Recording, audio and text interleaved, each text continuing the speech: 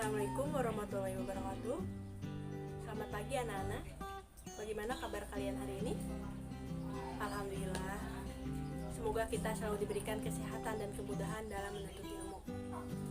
Untuk memulai pembelajaran, silahkan dipimpin doa terlebih dahulu oleh Doni. Ya, silahkan.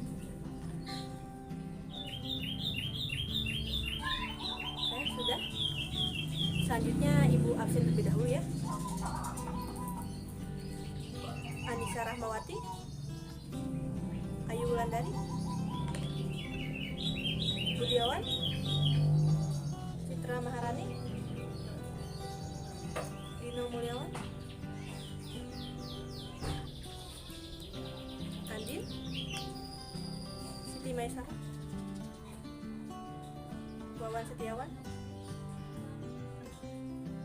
Ada yang tidak terabsen? Siapa? Doni? Oh iya,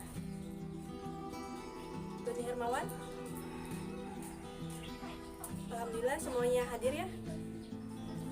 Sekarang kita mulai pembelajaran. Hari ini kita akan belajar mengenai teks cerpen. Terus sebelumnya ada yang tahu apa itu teks cerpen? Ya, Dino apa?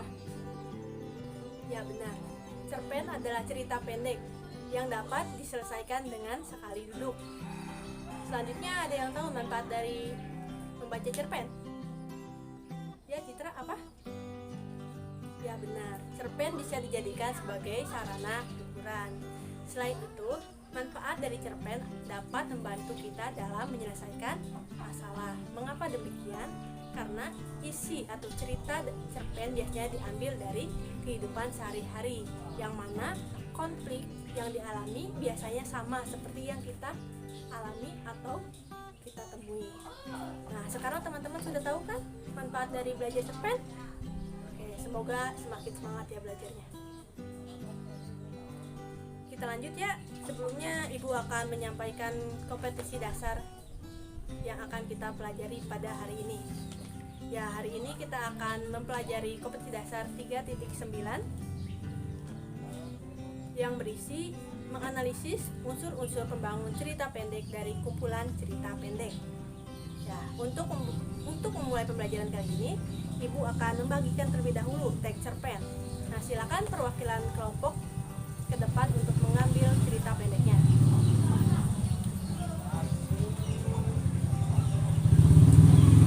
Oke, sudah? Semuanya udah kebagian? Oke, sudah.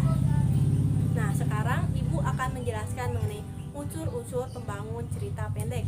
Nah, unsur pembangun cerita pendek ini terdiri dari dua ya. Yang pertama yaitu ada unsur intrinsik. Unsur intrinsik adalah unsur yang membangun cerita dari dalam. Menurut Murgiantoro, unsur intrinsik terdiri dari 7. Yang pertama yakni ada penokohan. Penokohan adalah pelaku yang ada dalam cerita. Pelaku di sini mempunyai watak. Watak disinilah yang disebut sebagai penokohan. Yang kedua yakni adalah alur.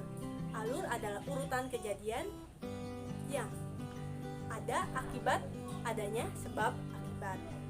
Yang ketiga yakni ada latar. Latar adalah tempat, suasana atau lingkungan di mana terjadinya peristiwa-peristiwa dalam cerita.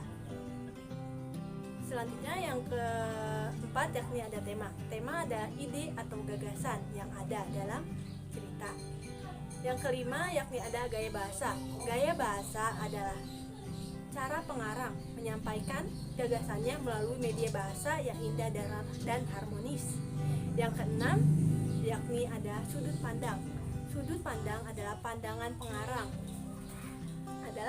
pengarang sebagai sarana untuk menyajikan tokoh, tindakan, latar maupun yang lainnya sebagai pembentuk cerita. Yang terakhir yakni ada amanat. Amanat adalah pesan moral yang ingin disampaikan oleh pengarang pada pembaca. Sampai unsur-unsur intrinsik, apakah ada yang ingin ditanyakan terlebih dahulu? Ada?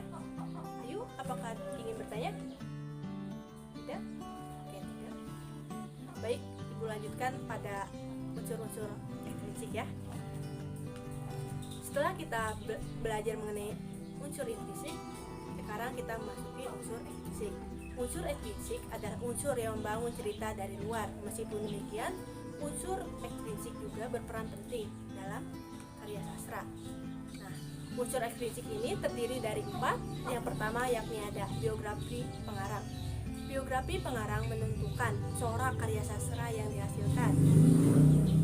Yang kedua yakni adalah psikologi pengarang. Psikologi pengarang meliputi proses kreatif, psikologi pembaca, dan penerapan prinsip psikologi yang dapat mempengaruhi hasil dari karya sastra. Yang ketiga yakni ada lingkungan pengarang. Lingkungan pengarang dapat mempengaruhi karya sastra yang dihasilkan seperti lingkungan ekonomi, politik, sosial maupun budaya. Yang terakhir ada pandangan hidup suatu bangsa.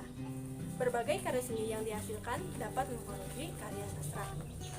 Oke, sampai di sini apakah ada yang ingin ditanyakan? Apakah ada? Jika tidak, karena waktu sudah menunjukkan waktu istirahat dan pembelajaran akan segera usai, maka silakan teman-teman analisis cerpen yang telah Ibu berikan. Ya, kenapa Mai? Ya benar, silakan analisis unsur-unsur intrinsik dan unsur ekstrinsik dalam cerpen tersebut. Kita akan kumpulkan di minggu depan. Jika ada yang ingin tanyakan, silakan.